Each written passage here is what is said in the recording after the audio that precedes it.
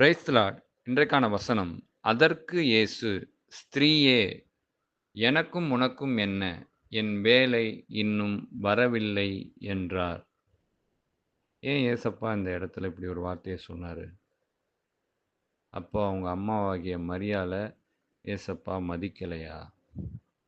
மரியாதை குடுக்கலையா? கனம் பண்ணலையா?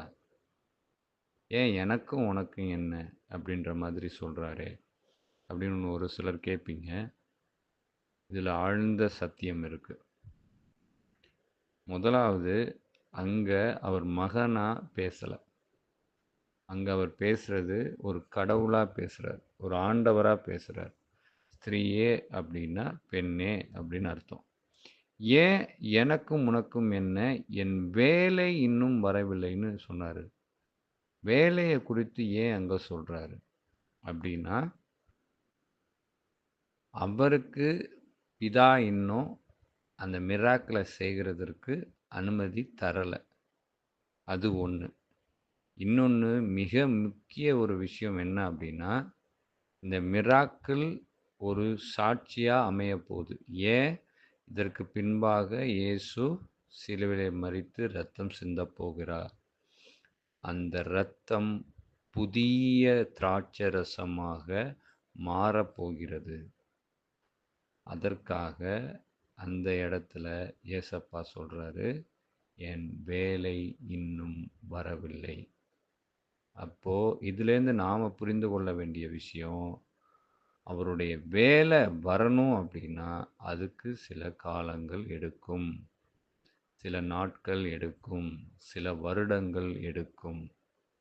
அதற்கு நாம பொறுமையா காத்திருக்கணும். உடனே அவசரப்பட்டு, இப்பவே நடந்துரணும். உடனே நடந்துரணும். இன்னைக்கே நடந்துரணும். இந்த நிமிஷமே நடந்துரணும்னு சொல்லி, நாம அவசரப்படக்கூடாது. பொறுமையா இருக்கணும். ஏன்னா, அவர் வேலை அந்த நேரத்தில தான் அவர் செயல்படுவார். அதுக்கப்புறம் நீங்க பார்த்தீங்கன்னா, உடனே அவர் என்ன பண்ணுவாரு, 6 கச்சாடிகள கொண்டாந்து வைக்க சொல்லுவாரு. தண்ணிய கொண்டு போய் இங்க ஊத்துங்கம்பாரு. கொண்டு போய் பந்தி விசாரிப்பாரங்கள்ட்ட குடுங்கன்னு சொல்லிருவாரு. பந்தியில போய் குடுங்க, சர்வ் பண்ணுங்க அப்படின்னு சொல்லுவார். அதுக்கு அடுத்தபடியா அவருடைய வேலை வந்தது. ஆனா, அதுக்கு காத்திருப்பு அவசியம். உடனே அங்க போய் மரியாள் போய் தர்க்கம் பண்ணிட்டு இல்ல. ஒரு தாயாகிய என்ன நீ இவ்வளவு பேருக்கு முன்பாக மரியாதை இல்லாம சொல்லிட்ட. உனக்கும் என்னன்னு, எனக்கும் என்னன்னு சொல்லிட்ட. அப்படின்லாம் அங்க தர்க்கம் பண்ணல. ஏன்னா, அவங்க புரிந்துக்கிட்டாங்க. ஆண்டவரா அவர் பேசுறாரு அப்படின்னு சொல்லிட்டு. அதுக்கு அடுத்தபடியா பின்னாடி உள்ள வசனங்கள பார்த்தீங்கன்னா, அதுக்கப்புறம் அவங்க எல்லாரும் சேர்ந்து தான் போவாங்க. அதனால நாம இதிலேருந்து புரிந்து கொள்ள வேண்டியது, பொறுமை அவசியம்.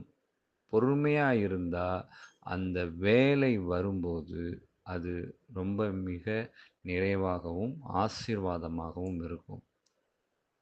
ஆபிரகாம் பொறுமையோடு இருந்ததுனால, அந்த வேலை வந்தப்ப ஈசாக் என்னும் வாக்குத்தத்தத்தின் பிள்ளையை பெற்றெடுத்தார். அதேபோல எஸ்தர் பொறுமையோடு இருந்ததினால 127 நாடுகளுக்கு ராஜாத்தியாய் மாறினார்.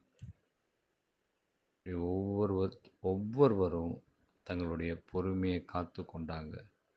யோசேப்பு எவ்வளவு விஷயத்திலையும் பொறுமையாய் இருந்ததினால எகிப்துக்கே பிரதமராக மாற முடிந்தது.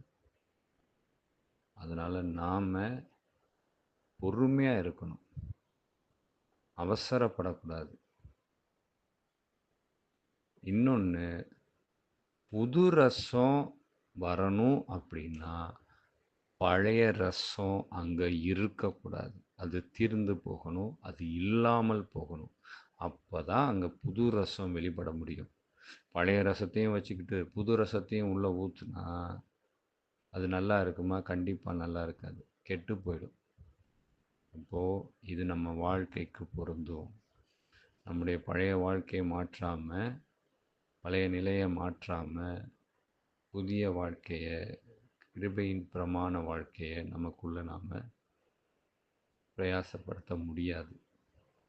ஏன்னா, அந்த பழைய வாழ்க்கை நம்முடனே கூட இருக்கு. முதலாவது அது நம்ம விட்டு அகன்று போகணும். நம்மிடத்திலிருந்து இல்லாமல் போகணும். அப்ப புதிய ரசமாகிய இயேசு கிறிஸ்து நமக்குள்ளே வாசம் பண்ணுவார். நாம் அவருக்குள்ளே வாசம் பண்ணுவோம். இன்னொன்று, அந்த வேலை சரியான வேலையாக இருக்கும். அப்பொழுது மிகப்பெரிய அற்புதங்களையும் அடையாளங்களையும் ஆசீர்வாதங்களையும் நாம் பார்க்க முடியும், அடைய முடியும். காதுள்ளவர்கள் கேட்க கடவர்கள். ஆமென்.